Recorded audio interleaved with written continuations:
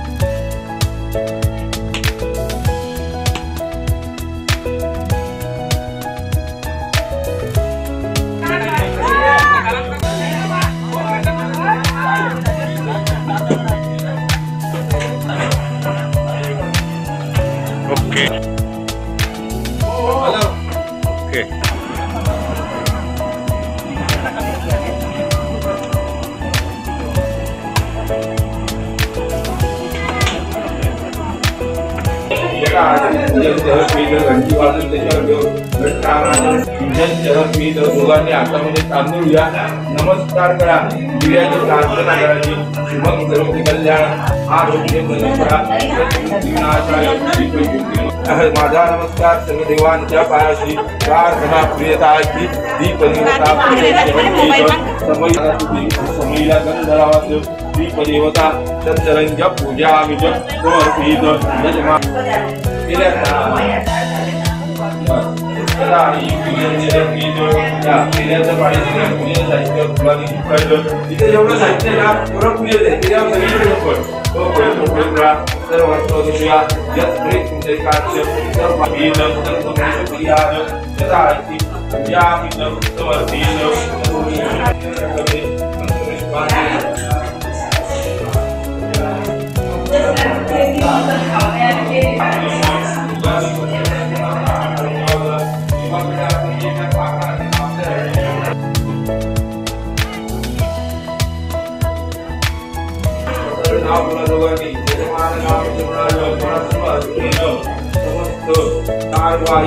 भक्तगण सुख शांती सुख समृद्धी व्यापार प्राप्ती अभिषेक श्री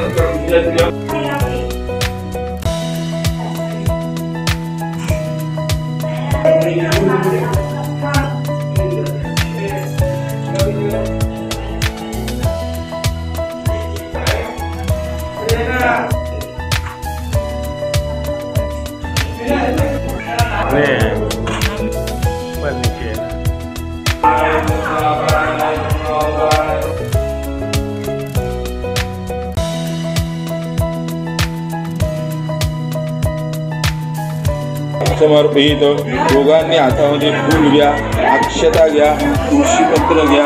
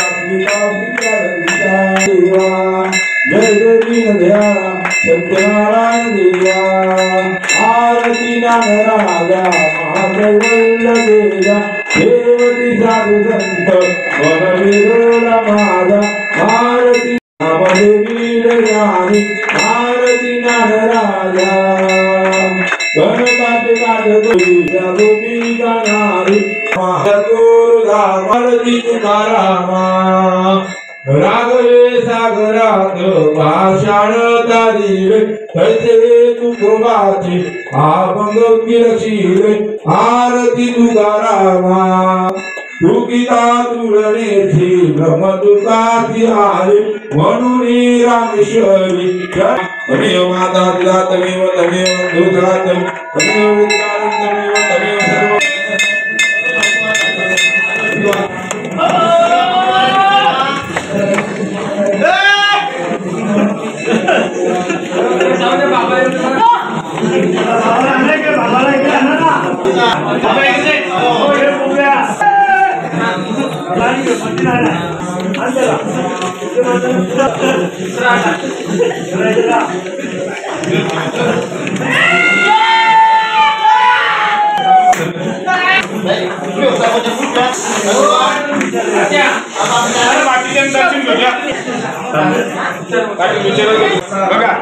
आपल्याला मंदिराचा जीर्णोद्धाराचा कार्यक्रम करायचा आहे. जीर्णोद्धाराचा कार्यक्रम नवीन वास्तूला जरा डेकोर करायची, नवीन निर्माण करायचे. याचं कसं काय मार्गदर्शन करा आम्हाला.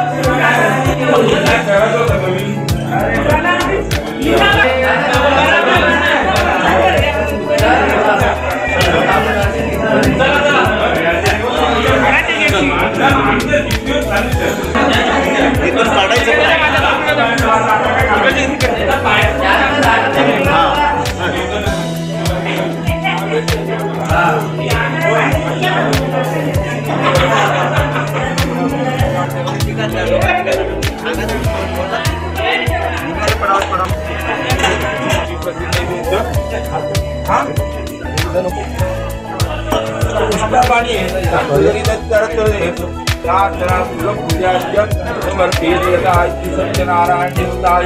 नमस्ते.